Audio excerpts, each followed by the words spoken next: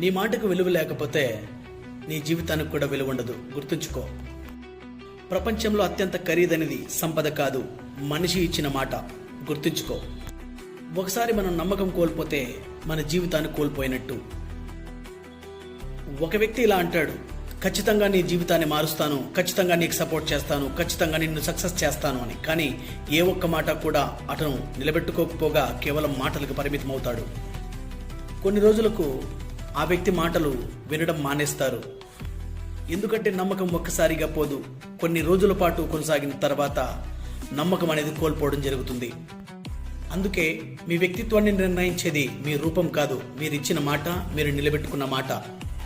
మీరు ఇచ్చిన మాట, మీరు అనుకున్న మాట నిలబెట్టుకున్నప్పుడే ప్రపంచం మిమ్మల్ని గౌరవిస్తుంది, మీ జీవితంలో మీరు గర్వపడేలా చేస్తుంది. గుర్తుంచుకోండి, మాట ఇచ్చే ముందు ఆలోచించు, ఇచ్చిన తర్వాత ఆలోచించుకో.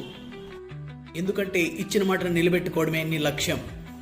అదే ఒక గొప్ప నాయకుడి లక్షణం. నేను ఈ రోజు నుంచి మాట నిలబెట్టుకుంటాను అని మీకు అనిపిస్తే కామెంట్లో ఎస్ అని రాయండి, అలాగే ఫాలో చేయండి.